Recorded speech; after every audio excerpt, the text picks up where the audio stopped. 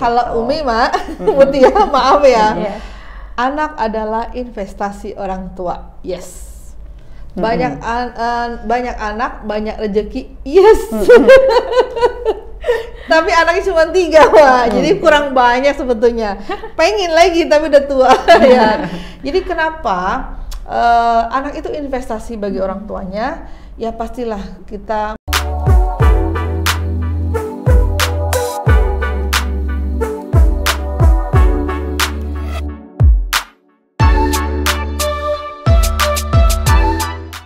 Assalamualaikum warahmatullahi wabarakatuh. Alhamdulillahirabbil alamin. Umi apa kabar? Alhamdulillah. Mutia apa kabar? Alhamdulillah. Emak apa kabar? Baik, alhamdulillah sehat bahagia.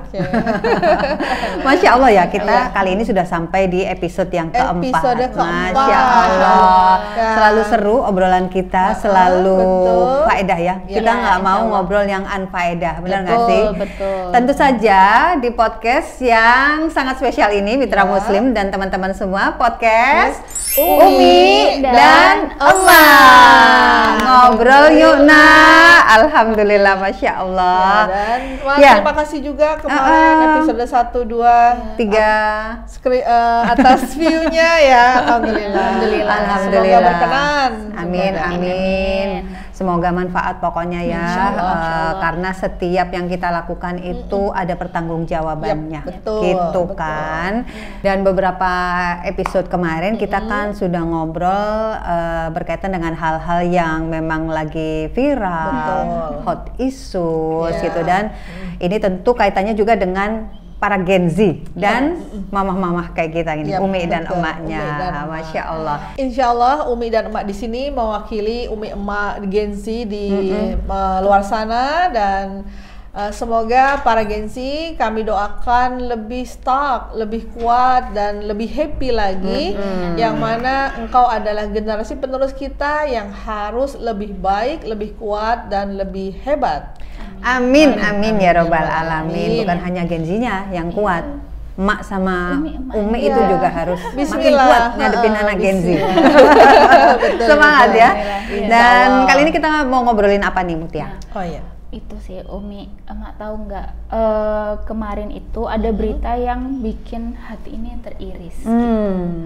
Nah, Mutia ini nonton di TV, ada sepasang pasutri lansia di daerah Bogor. Ini tuh apa ya, mereka tuh ditemukan meninggal dan baru ditemukan warga sekitar itu sudah beberapa hari.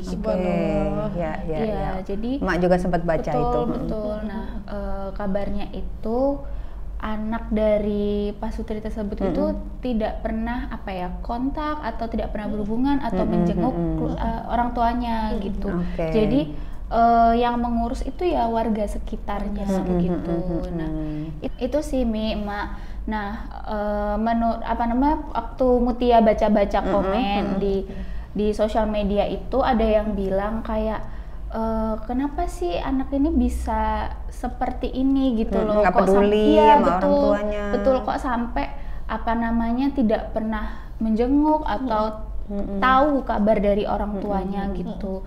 Semua orang itu kayak berspekulasi entah itu anaknya yang terlalu tidak peduli ya sama orang tuanya, ataukah mungkin faktor didikannya gitu. Nah, menurut Umi dan Emak gitu loh, kira-kira apa sih yang melatar belakangi perbuatan dari anak-anak almarhum dan almarhumah gitu? Apakah didikan dan mungkin perbuatan dari orang tuanya di masa lalu itu berpengaruh ke anak-anaknya gitu sehingga mereka bisa seperti itu gitu. Iya, kabarnya juga anaknya ini 3 orang ya, laki-laki semua dan sudah dewasa. 2 orang diantaranya kalau nggak salah udah berkeluarga. Lagi-lagi kalau ada berita-berita seperti itu yang kita sama sekali nggak kenal kan, di rumah itu apa yang terjadi, keluarga itu seperti apa, mungkin awal pendidikannya seperti apa, kita kan nggak tahu sama sekali ya, Mutia dan Umi. Yang pasti kita nggak bisa judge gitu ya, nggak bisa judge si anak atau orang tuanya siapa yang salah, nggak mungkin, itu bukan wewenang kita. Tapi kita mungkin bisa ambil hikmah, bisa ambil pelajaran gitu ya. Kalau kita orang Muslim, ini kan memang yang namanya birrul walidain, berbakti kepada orang tua ini Masya Allah ya, di Quran itu kan banyak. Nanti Umi mungkin bisa jelaskan ya, teman-teman mitra Muslim dan juga Mutia. Yang jelas, misal nih ya Mutia, misal si orang tuanya ini, Pak Sutri ini memang dulunya pernah melakukan kesalahan, artinya yang membuat si anak-anak sakit hati, merasa tidak dekat sama orang tuanya, itu pun tidak menjadi alasan bagi anak-anaknya untuk nggak lagi kontak kan sama orang tuanya. Orang tuanya ini manusia, anaknya juga manusia, yang pasti punya yang namanya kesalahan. Tapi kalau misalnya orang tuanya sudah mendidik dengan baik, kemudian anak-anaknya juga seperti itu, akhirnya kita juga nggak bisa lagi-lagi ngejudge gitu, apa yang terjadi. Cuman sekali lagi, kita ini kan sudah hidup di zaman yang serba modern, serba digital. Kalau zaman dulu kita kirim surat, nunggu Pak Pos, hari ini marah, nulis marah di surat, 3 hari kemudian atau seminggu kemudian baru nyampe, kita lupa kemarin marah karena apa gitu kan. Kalau ini kan real time gitu ya, artinya nggak ada alasan sih untuk nggak menghubungi orang tuanya sama sekali. Bahkan kemarin tuh katanya salah satu alasannya adalah si anak ini ada yang secara ekonomi kondisinya tidak stabil. Itu pun sebenarnya nggak jadi alasan gitu ya untuk tidak menghubungi orang tuanya, apalagi kondisi sudah lansia dan sakit-sakitan. Itu sih. Ya betul. Apa kata Mak Mutia? Jadi pentingnya itu pola asuh di awal ya. Kita ngelihat dari kasusnya Opa Oma ini, insya Allah menjadi satu pelajaran buat orang tua, khususnya Umi dan Emak. Jadi bagaimana kita menyiapkan hari tua, dan untuk para Gen Z, bagaimana para Gen Z juga menyiapkan posisi-posisi di mana para Gen Z ini bisa mengarungi bahtera rumah tangga, tetapi juga bisa tetap berbakti kepada orang tua.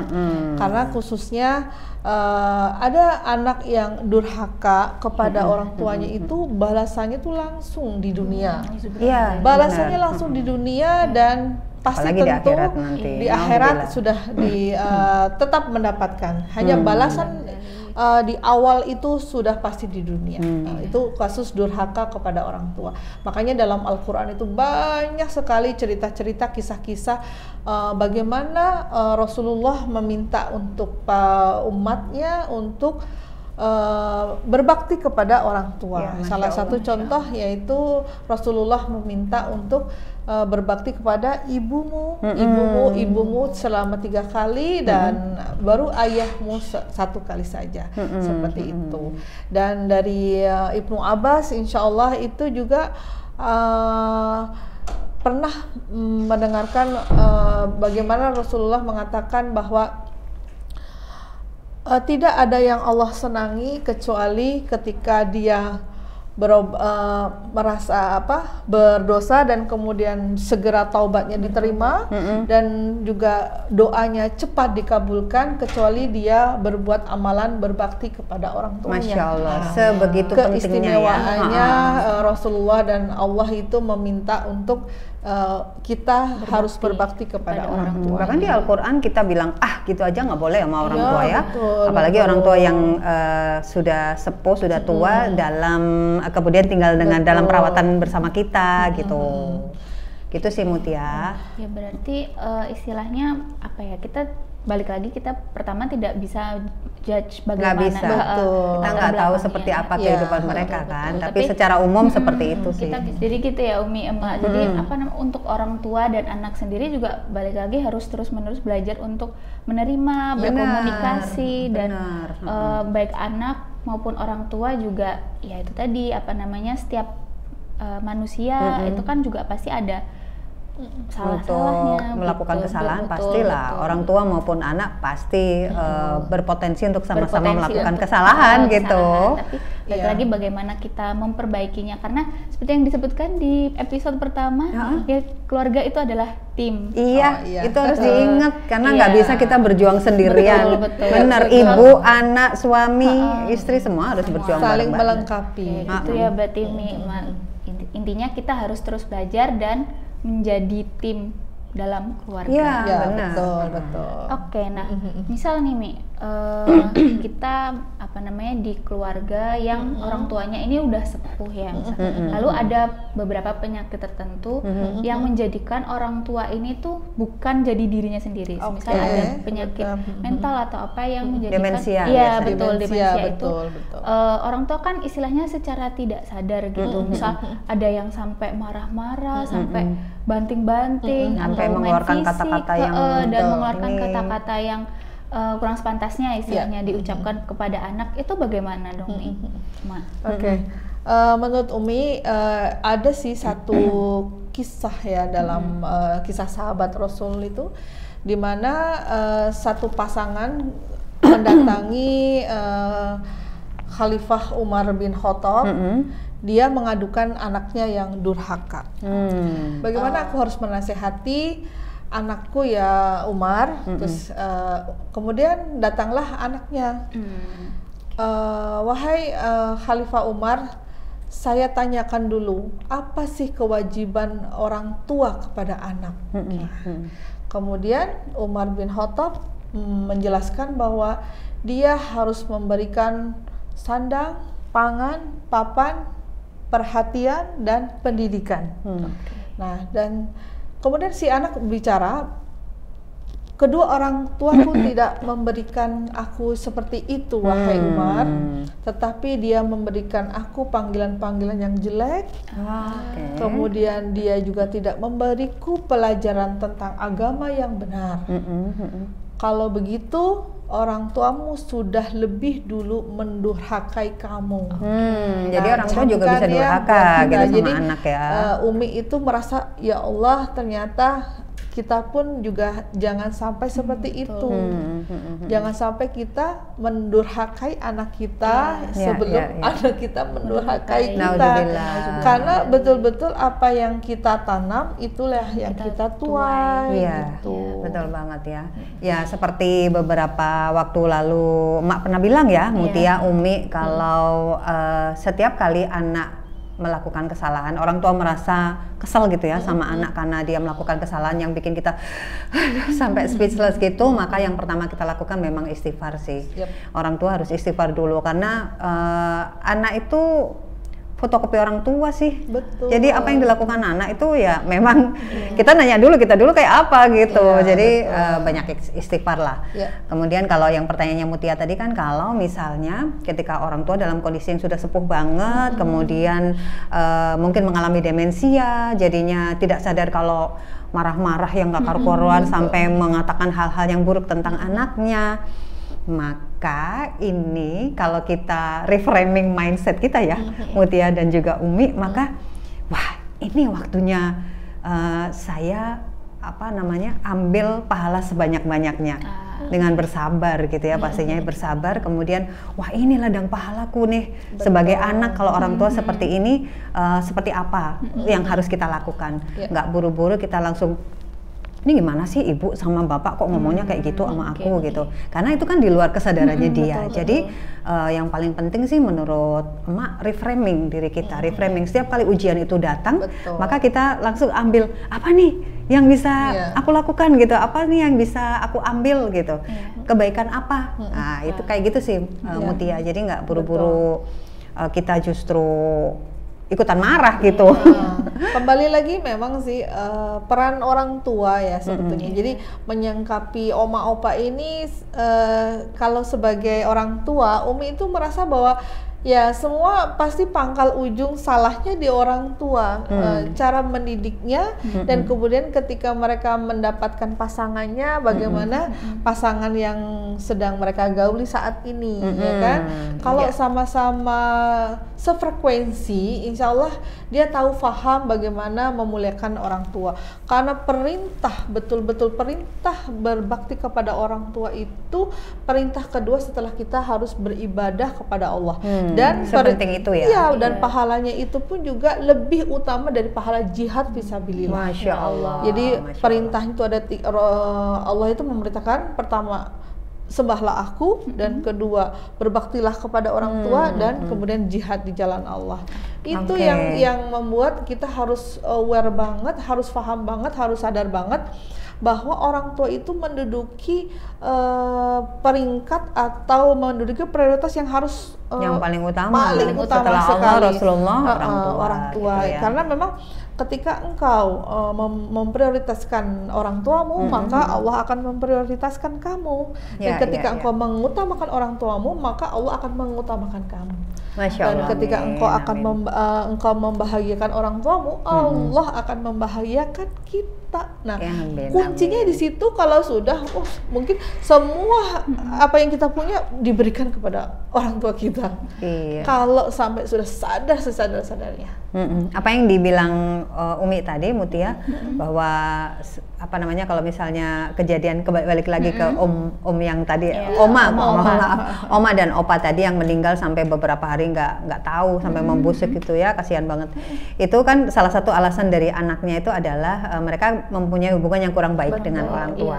Tapi itu lagi-lagi tidak menjadi alasan harusnya ya, meskipun mungkin orang tua menyakiti secara verbal mungkin ya kepada anaknya, tetap aja apalagi di usia tua seperti itu, maka ya kitanya yang harus ngalah gitu. Berikan alasan-alasan uzur syar'i kepada orang tua kita. Misalnya nih Mutia, satu, kita tidak mempunyai finansial yang kuat untuk menghidupi, salah satu alasannya juga gitu ya Mutia ya, atau mengasuh kedua orang tua kita. Tapi cek dulu anaknya ada berapa, patungan dong, seperti itu.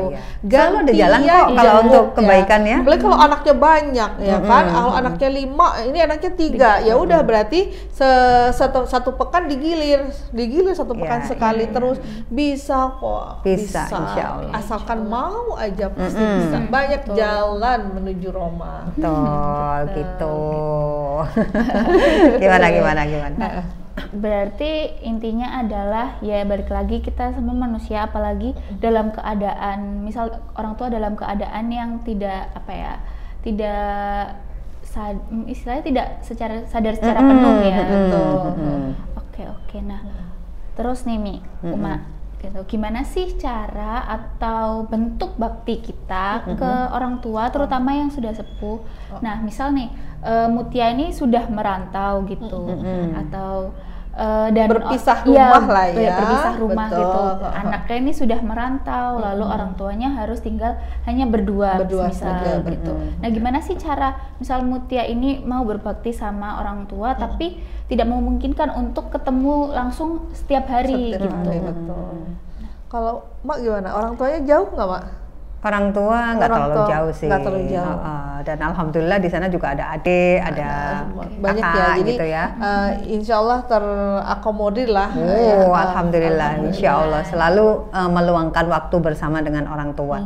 Tapi yang ditanyakan oleh Mutia tadi, kalau misalnya kondisinya kita ada di luar kota, nggak bisa tiap hari ketemu sama orang tua. Sama kan berarti Mak. Kita kan juga nggak tiap hari bisa. Sebenarnya kalau yang kemarin yang kasusnya Oma Opa itu nggak terlalu jauh juga kan, antara Bogor, Jakarta, Bekasi, Bandung gitu kan, itu aja nggak terlalu jauh lah. Lumayan lah ya. Lagi-lagi itu bukan alasan. Menurut emak sih, itu yang pertama kali Umi dan Mutia ditanyakan dulu kepada orang tua, mau nggak ikut kita gitu ya. Biasanya sih nggak mau. Biasanya ya orang tua nggak mau. Orang tua tuh maunya di rumahnya beliau sendiri. Lebih biasanya nyaman seperti ya itu. Mak ya, betul. Biasanya seperti itu. Kalau memang pertama memang tadi ya kita usahakan supaya apalagi udah sepuh, apalagi sakit gitu ya. Kalau bisa sih sama kita gitu ya. Keep in touch lah. Tapi ketika itu tidak memungkinkan, maka kita berupaya untuk ada yang ngerawat beliau. Tidak punyanya uang kita, insya Allah bisa kok. Kalau kita misalnya berupaya untuk kebaikan orang tua, selalu ada jalan, insya Allah. Dimudahkan. Betul. Sebenarnya kemarin itu yang kasus itu kan di tempat peribadatan mereka, kemudian tetangga itu juga aware sih gitu loh, peduli yang ngurusin, tapi tetap aja kita nggak bisa full untuk menyerahkan lepas tangan. Jadi kalau memang nggak bisa sama kita, maka kita cari yang bisa merawat. Tapi juga yang paling penting komunikasi tadi itu, Mutia. Biarpun jauh gitu ya, yang namanya handphone, video call itu nggak pesan kan susah gitu loh. Jadi nggak ada alasan kok sebenarnya. Bisa kapan aja, bahkan di ujung dunia pun kita bisa kok kontak-kontak gitu kan. Betul. Ya kan? Iya. Karena memang kasus Oma Opa ini betul-betul buat kita para emak-emak dan umi-umi Gen Z nih ya, yang kita Masya Allah rasanya sedih banget gitu ya. Iya, shock betul dan sadar diri akhirnya. Masa tua kita itu kita akan berbuat seperti apa dan menyiapkan masa tua. Dan hampir banyak juga kita mungkin menyiapkan kain kafan kita sendiri, menyiapkan sebagai baju terakhir. Iya, pakaian kita terakhir ya, tempat tinggal kita terakhir mungkin bisa jadi kita pun akan menyiapkan itu sekarang. Jadi nggak perlu merepotkan anak-anak kita ya. Nah, ini emak jadi ingat nih, salah satunya ini kalau dari sisi orang tua ya Mutia ya, memang sebaiknya sesenior apapun kita sebagai orang tua itu sebaiknya kita ini produktif ya, maksudnya tetap punya kegiatan. Betul. Jangan di rumah aja, karena kalau misalnya dipakai untuk kegiatan, tentu kegiatan yang bermanfaat ya, kegiatan bisa pastinya kajian atau olahraga atau kegiatan dengan warga, itu kan jadi bikin kita itu lebih sehat gitu loh sebagai orang tua. Soalnya saya punya loh orang sahabat yang sudah usia sekitar 74 dan beliau sendirian. Memang beliau lebih nyaman di rumah. Anak-anaknya jauh di luar kota. Tetapi beliau ini aktif sekali. Masya Allah. Dan sehat. Dan karena aktif di warga sekitar, akhirnya kan juga dekat gitu dengan warga sekitar, dekat dengan komunitasnya, dia di kajian juga dekat. Jadi kalau ada apa-apa itu nggak susah gitu loh. Betul. Jadi lingkungannya juga mendukung. Benar. Jadi kan kita harus lihat dari dua sisi ya, anak juga orang tua juga. Minimal kalau memang punya sanak saudara, kerabat, nah itulah yang mungkin itu yang harus kita pikirkan ya.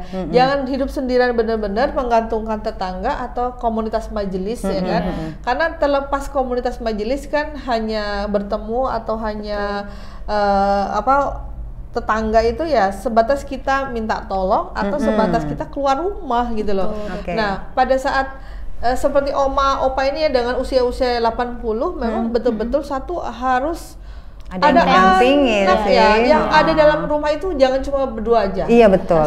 Harus ada pendamping yang ibaratnya 24 jam mantengin gitu loh. Terus yang kedua, kalau memang nggak ada kerabat, anaknya yang harus salah satu ngalah. Biasanya anak bungsu itu Mak yang suka ngalah. Biasanya seperti itu dipersiapkan. Kita walau alam dengan 3 orang anak laki-laki yang Oma Opa punyai ini, bagaimana kedekatan mereka? Balik lagi ke sana ya. Kalau saya menilai sih ya, dari sisi profesi orang tua yang memang dalam konteks orang yang bukan glamor sih ya, sibuk dengan pekerjaannya, yang pelaut, yang penyiar ya kan, yang ibaratnya jarang di rumah, bagaimana menemani jadi ceritanya seperti itu ya. Iya. Gitu. Karena tetap dia detail dia ceritanya. Sok ya Mak, itu sok banget ya Allah. Gini, bagaimana itu ketika terjadi kepadaku dan sebelum itu terjadi kepadaku, aku akan mengatasinya sekarang. Memperbaiki hubungan dengan anak, memberikan quality time, bercanda lah, membuat kehangatan, membuat keluarga jadi sakinah, mawadah, penuh rahmat lah. Hikmahnya sih itu sih memang kita harus introspeksi gitu Mutia, bukan hanya anak tapi juga orang tua sih. Satu mungkin ngajak jalan-jalan pagi tiap ahad ya kan, atau ke kajian, atau nggak apa-apa makan bareng. Nah itu kalau ngelihat dari profesi yang pelaut, penyiar itu emang penyiar? Iya Wak. Aku dong. Jadi jadwal manggungnya mungkin ya. Enggak, aku di sini cuma Selasa sama Kamis. Nah, yang lain ya, kalau yang zaman dulu kan jarang ada, bisa jadi mungkin di tempat lain dia di tanggapan lah ya, Maya. Masya Allah.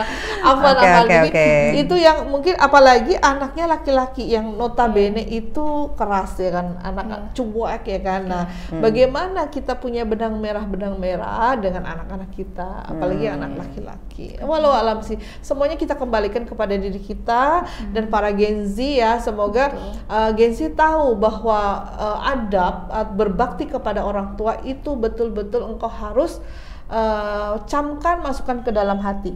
Yang namanya birrul walidain itu wajib, birrul walidain itu berkahnya Allah sayang sekali. Sesalah apapun orang tua. Dan balasannya langsung loh di dunia ini. Kalau kamu muliakan orang tuamu, kamu akan dimuliakan Allah. Semua urusanmu dimudahkan Allah. Semua doamu dikabulkan Allah. Mau nggak? Amin. Mau dong. Mau banget kan?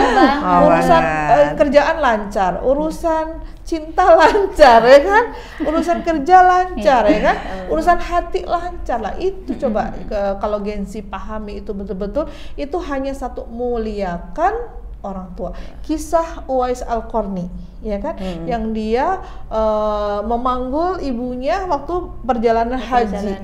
Dan tahu nggak, semua ucapannya dikabulkan sampai Rasulullah berpesan kepada Umar bin Khattab, kamu nanti temui orang yang dengan ciri-ciri tangannya seperti ini dan minta doanya, karena doa orang itu tidak ditolak Allah, tidak tertolak Allah dengan doa apa saja. Berarti sebenarnya kita bisa apa aja ya bentuk bakti kita kepada orang tua, istilahnya nggak ada batasan atau alasan kayak aku jauh, aku nggak ada. Oh, orang tuaku dulu nyakitin aku, nggak juga. Enggak. Dan Mutia, maaf ya, Mutia mak, orang tuamu udah meninggal pun engkau juga harus tetap berbakti. Iya, benar. Satu, bakti kepada orang tua yang sudah meninggal tuh, Mak. Satu, mintakan istighfar, mintakan ampunannya. Terus tuh kuburnya dilapangkan, ya kan? Kedua, terus bersilaturahim ke orang yang biasa, orang tua kita silaturahim. Kerabatnya, teman dekatnya. Nah, beramal jariah. Beramal juga, dengan misalnya atas nama sedekah musaf. Iya. Beramal atas nama orang tua kita yang sudah meninggal. Jadi jadikan amalan-amalan jariah untuk orang tua kita itu. Ya Allah, Masya Allah. Berarti juga menyambung ya dari yang disampaikan oleh emak tadi, kan semisal ketika kita jauh dari orang tua itu bisa istilahnya mempekerjakan orang atau perawat atau misal keluarga yang lain gitu, misal untuk tinggal di situ tidak lepasangan gitu. Nah, boleh nggak sih emak gitu, kita menitipkan orang tua kita yang sudah sepuh itu ke panti jompo atau ya tadi mempekerjakan istilahnya pembantu gitu atau perawat gitu, karena kan stigma di Indonesia ini terhadap panti jompo itu adalah tempat yang istilahnya suram atau kayak pembuangan, kayak betul. Istilahnya kasarnya itu pembuangan gitu lah, kayak udah dibuang orang tua kayak gitu. Anak ini nggak mau ngurusin orang tua, akhirnya orang tua udah taruh aja di panti jompo gitu. Padahal kan dengan adanya panti jompo ini, ada beberapa panti jompo yang istilahnya mengadakan kegiatan-kegiatan yang bermanfaat gitu, jadi membuat mereka justru aktif ya. Betul. Dan orang tua sendiri tuh jadi nggak sendirian banget gitu, bisa tetap bersosialisasi. Nah, boleh nggak sih Mak gitu, emak gimana Mak? Memang kata jompo itu sendiri udah stigma banget gitu ya, stigmanya negatif gitu. Jompo, kalau anak laki sih sekarang lagi capek, aduh aku kok jompo gitu. Padahal itu stigma sih, stigma. Artinya kalau karena stigma itu masih belum hilang ya memang di masyarakat kita, kalau rumah jompo itu berarti dibuang gitu orang tua. Ini sih ada positif ada negatifnya juga, tapi lagi-lagi karena stigma yang negatif itu perlu banget kita sebagai anak itu nanya dulu ke orang tua. Atau kalau memang tidak ada kata yang keluar dari orang tua, misalnya aku di panti jompo aja deh lebih enak gitu. Menurut emak sih jangan ditawarkan gitu ya, karena itu akan membuat luka gitu ya, membuat ini kok gini. Kecuali orang tua kita sendiri yang minta gitu ya.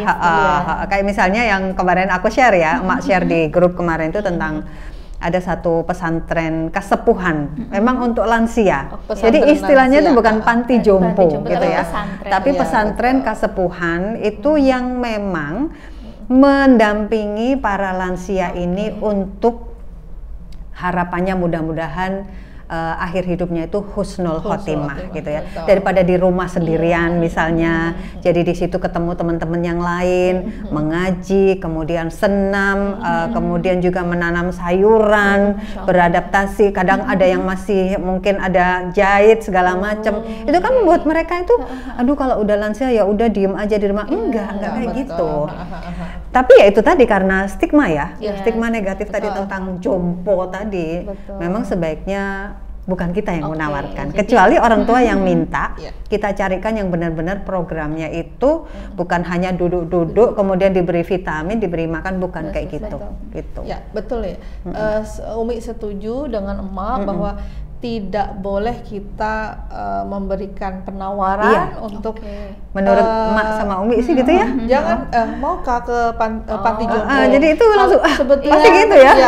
Sebenarnya pun panti jompo itu sekarang nggak ada sih nama itu, adanya panti beredar, terus geria lansia, pesantren kasepuhan gitu.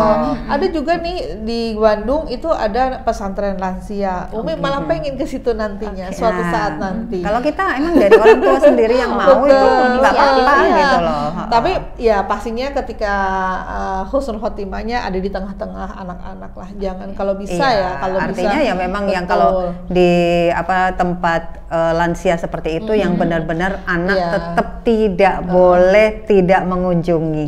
Jadi sesering mungkin dikunjungi gitu. Dan Mutia, emak, kalau anak-anak Gen Z sudah paham bagaimana pentingnya keutamaan dari birrul walidain, keutamaan berbakti kepada orang tua, kata itu tidak akan keluar, yakin.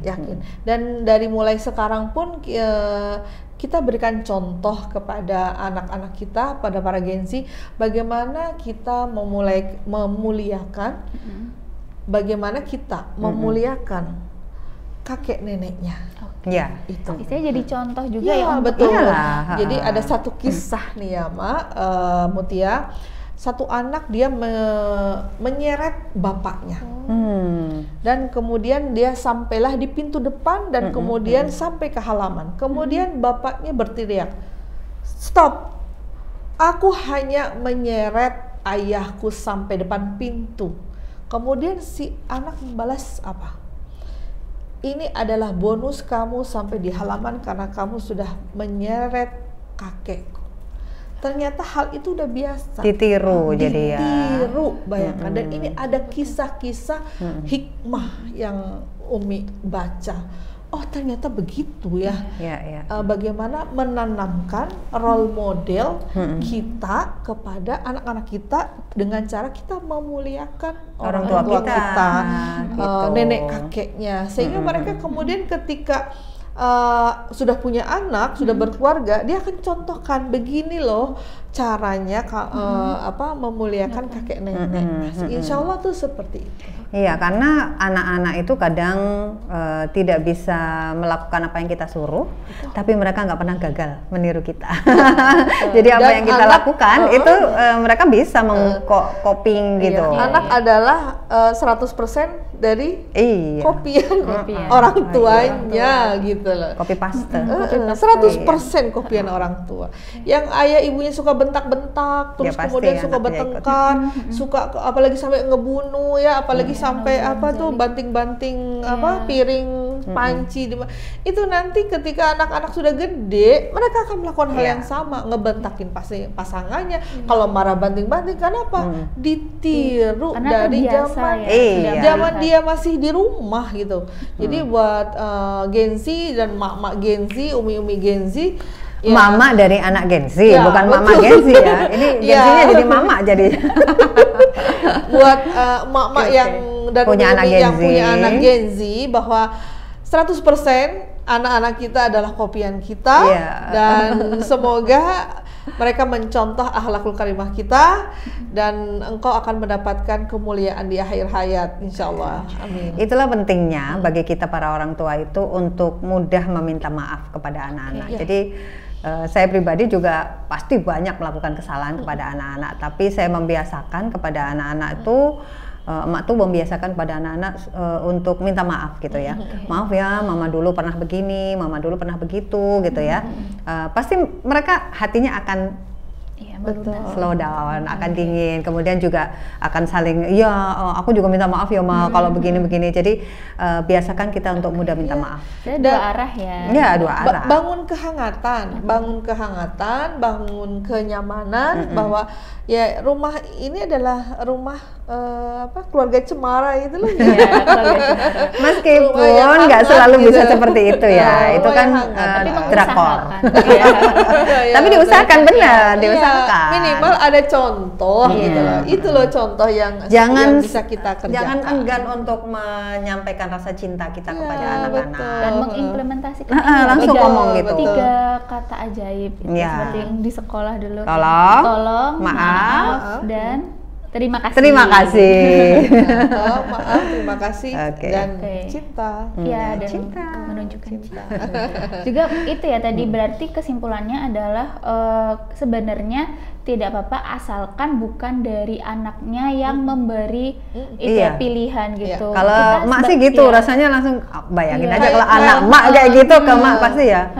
Dan alhamdulillah sih ketika Umi florkan ke anak-anak dengan kasus itu, mereka, aku nggak akan begitu, aku nanti sama Umi. Jadi nanti aku sama Umi harus sama aku.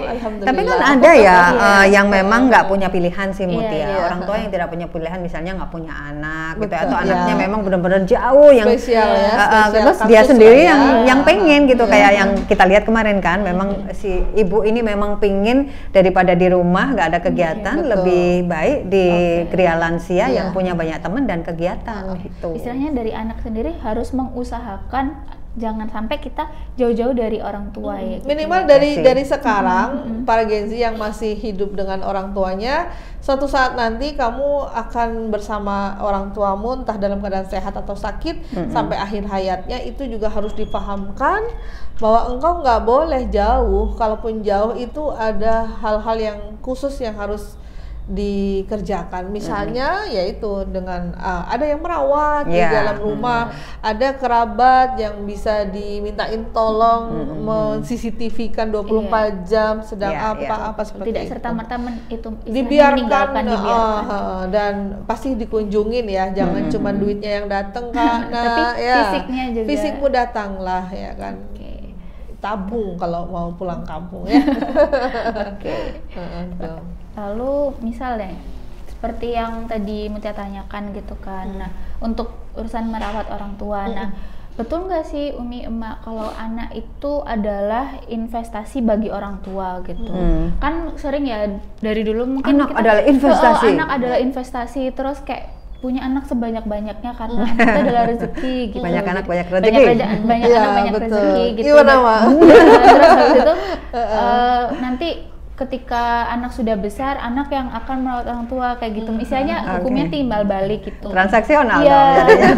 Nah, gimana sih betul. jadinya kalau anak di masa depan ini malah harus menanggung tanggung jawab atau bahkan masalah dari orang tua. Misal contohnya utang dari orang tua atau istilahnya kemampuan finansial orang tua tuh ketika sudah sepuh, sudah ada tidak ada pemasukan, jadi anak yang harus menanggung full semuanya, sedangkan anak di masa depan juga ada kehidupan sendiri kan, misalnya ada tanggungan sendiri. Iya betul, ada tanggungan sendiri. Nah itu gimana sih Umi emak sebaiknya anak apakah juga, anak itu investasi? Apakah anak investasi? Apakah banyak anak banyak rezeki kayaknya? Cluenya Mbak Mutia itu kayaknya. Apakah banyak anak banyak rezeki ya Allah alam ya Allah itu yang ini. Tapi kalau anak investasi kita balik ke makna dari investasi itu sendiri sih ya. Kalau kata investasi itu mitra muslim Mutia dan juga Umi itu kan sebenarnya itu kan berupa modal atau produk yang kita setorkan dalam suatu bisnis gitu ya yang dijalankan kemudian nanti kita akan dapat keuntungan. Itu kan kata dasar kata asalnya seperti itu. Dapat cashback. Nah, kalau balik ke makna itu ya enggak lah ya. Bukan. Jadi anak itu kalau maknanya itu anak bukan investasi, tapi menurut emak sih anak itu amanah gitu loh. Investasi emak enggak setuju. Ya, kalau kalimatnya atau maknanya seperti yang saya bilang tadi ya enggak gitu. Maunya loh. Anak bukan seperti itu. adalah amanah. Anak adalah amanah tapi bukan investasi. Bukan. Begitu. Anak itu adalah amanah gitu. Kalau kita mindsetnya anak investasi, maka kita akan transaksional banget sama anak gitu. Kalau misalnya dia misalnya dia udah kerja kemudian nggak ngirim uang ke kita, mama dulu udah habis banyak loh. Kamu segala macam. Akhirnya akan kayak gitu. Tapi kalau kita mindset kita anak adalah amanah, kemudian pertanggungjawabannya langsung kepada Allah, nggak akan kita kayak gitu misalnya minta, kirimin duit dong, mama ini begini, enggak. Anak akan kalau misalnya kita akan dengan sendirinya gitu, kalau kita ya sesuai dengan kewajiban kita gitu lah. Kalau banyak anak banyak rezeki, Mak. Banyak anak banyak rezeki, wallahu alam ya kita nggak tahu gitu. Ada yang orang anaknya banyak, rezekinya juga banyak. Ada yang malah susah kan kita nggak tahu, itu urusan Allah sih, bukan kita. Kalau Umi Mak, Mutia maaf ya. Anak adalah investasi orang tua. Yes. Banyak anak banyak rezeki. Yes. Tapi anaknya cuma 3, Wak. Jadi kurang banyak sebetulnya. Pengen lagi tapi udah tua ya. Jadi kenapa anak itu investasi bagi orang tuanya? Ya pastilah kita mengandung 9 bulan ya dalam keadaan yang susah payah, kemudian kita lahirkan dia, kita timang-timang dia, ibaratnya nyamuk pun gak boleh deket sama anak kita ya kan. Kemudian dia tumbuh ya jadi anak yang manis ya kan, udah bisa mulai ngomong, kita berikan pendidikan yang baik, ilmu-ilmu yang bagus sehingga dia akan menjadikan lisan-lisan yang ma'ruf ya kan, yang bagus, yang ahsan. Dan kemudian dia naik lagi butuh sekolah, kita akan carikan anak-anak kita itu pendidikan yang baik, yang terbaik, yang walaupun kita harus menjual motor kita untuk biaya pendidikan anak. Itu sudah dirasakan Umi. Dan kemudian dia mulai masuk kuliah, kita carikan uang supaya dia bisa mendapatkan kampus yang terbaik, yang menurut Umi baik dan anak-anak juga baik, dan insya Allah dia akan menjadi pribadi yang baik. Amin. Dengan kondisi kita bersusah payah memberikan yang terbaik, dan insya Allah ketika kita sudah berikan upaya terbaik buat anak kita, insya Allah yakinlah kepada Allah anak-anak juga akan memberikan yang terbaik kepada kita. Karena memang ketika kita sudah meninggal pun kita masih butuh pertolongan dari anak-anak yang solih, yaitu doa-doa anak yang solih, menyambung silaturahim kita yang sudah terputus karena kita sudah berpisah dari dunia. Semoga anak-anak kita menyambung kepada silaturahim kepada kerabat, kepada teman-teman dekat Umi nantinya, dan kalaupun ada sedekah juga bisa diatasnamakan Umi. Itu sih yang kenapa dia jadi investasi Umi. Terus yang kedua, banyak anak banyak rezeki. Ya, setiap jiwa, setiap anak-anak itu mempunyai rezekinya masing-masing. Jadi tetap bahwa Allah yang maha kaya rezeki, karena kalau anak 2 pasti rezekinya 2, anak 10 rezekinya 10. Jadi banyak ya rezekinya, yang ngedoain lebih banyak. Tapi memang amanah itu wajib, karena tetap ketika kita sudah berikrar untuk menikah, kemudian kita juga mendapatkan amanah anak. Ada yang tidak diamanahi anak, tapi ternyata mereka juga punya anak asuh yang banyak. Dan masih tetap punya doa yang terus mengalir. Dan kita yang sudah punya anak, insya Allah amanah itu harus kita pegang baik-baik sehingga nanti akhirnya Allah izinkan kita mendapatkan apa yang kita inginkan, apa yang kita doakan seperti itu. Iya. Jadi kenapa saya tadi bilang bukan investasi itu kalau dilihat dari definisi yang tadi, betul. Jadi transaksional jadi. Ya, kemudian kenapa kok saya bilang banyak anak banyak rezeki, belum tentu juga karena konsep rezeki itu kan nggak melulu uang juga, gitu loh. Jadi kalau misalnya kita punya banyak anak kemudian kita nggak didik dengan baik, akhirnya akan jadi ujian, fitnah segala macam kan, gitu. Ada sih Mak, anaknya banyak, itu hartanya memang nggak ada, betul-betul dia harus cari. Iya, artinya konsep rezeki itu kan bukan melulu harta, gitu nggak sih Mutia? Iya. Menurut Mutia gimana? Kalau menurut Mutia sendiri, untuk yang tadi anak adalah investasi, mungkin investasinya tidak secara transaksional ya, seperti investasi akhirat. Iya, betul. Investasi secara akhirat, tapi tidak yang serta-merta seperti ketika anak sudah bekerja, ibu ada loh soalnya kayak gitu. Kita belum kesana kayak gini, belum kesana. Tapi ada banyak cerita yang kayak gitu kan. Ibu sudah nyekolahin kamu dari kecil, ibu udah ngerawat kamu. Pokoknya kita sebagai orang tua jangan deh keluar kayak gitu. Ibu nggak bertaklim itu. Nggak, jangan sampai bilang kayak gitu karena ya itu udah kewajiban kita sebagai orang tua gitu loh. Dicontoh Kan kita nyekolahin anak, membiayai anak segala macam, itu kan memang sudah menjadi tugas kita kan, iya kan, udah dikasih amanah anak ya wajiblah kamu urus gitu. Jangan jangan ditransaksional gitu. Ya paham. Iya. Dan mungkin untuk yang tadi banyak anak banyak rezeki itu sebenarnya lebih ke jangan menggantungkan rezekimu ke anak, istilahnya kayak nanti mungkin dulu pemahamannya banyak anak banyak rezeki otomatis banyak rezeki yang setoran. masuk. Iya, banyak rezeki yang masuk dalam bentuk uang gitu, atau dalam bentuk materi. Rezeki karena kan macam-macam. Tapi rezeki kan bentuknya bermacam-macam. Cuman ya itu tadi orang mungkin di zaman dulu anggapannya adalah dalam bentuk materi. Dalam bentuk materi, karena anak yang datang mengunjungi itu rezeki, itu anak yang mendoakan itu rezeki. Orang tua zaman sekarang beda lama. Iya, makanya harus dilurusin nih mindsetnya tentang investasi dan rezeki itu harus dilurusin. Orang tua Gensi enggak lah ya. Orang tua Gensi mandiri. Masyaallah. Ya itu harapan kita sebagai orang tua sih. Malah nih nanti episode selanjutnya ada bahasan nih bagaimana orang tua yang mandiri. Ya ada. Mudah-mudahan ya. Next episode ya. Stay tune makanya. Jadi ketahuan kan. Sudah ada spoilernya. Orang tua Gensi yang mandiri gimana nih? Di zaman sekarang kan istilahnya ada sandwich generation gitu, ada atau generasi atau anak yang istilahnya harus menanggung tidak hanya dirinya sendiri tapi di atasnya orang atau di tua. bawahnya. Di atasnya ini misal orang tuanya atau kerabat-kerabatnya yang mungkin sudah tua gitu, kayak misal mungkin pamannya, pak D-nya gitu. Lalu yang di bawahnya itu mungkin anaknya, adik-adiknya, ponakannya gitu. Jadi istilahnya dia dalam kondisi terhimpit. Iya, gitu. Harus menghidupi dirinya, harus menghidupi adiknya, orang tuanya. Betul. Iya. Saya jadi ingat ada satu kajian internasional ya, waktu itu saya siapa gitu. Kemudian ada yang menanyakan begini. Saya bertanya, saya mau nanya, ayah saya itu punya hutang kepada saya. Stop. Ulangi pertanyaannya. Ayah saya itu punya hutang kepada saya. Stop. Ulangi pertanyaannya sampai 3 kali gitu. Ayah saya punya hutang kepada saya. Maka Syekh itu marah kepada si penanya, mengatakan bahwa ayahmu tidak pernah punya hutang kepadamu. Betul.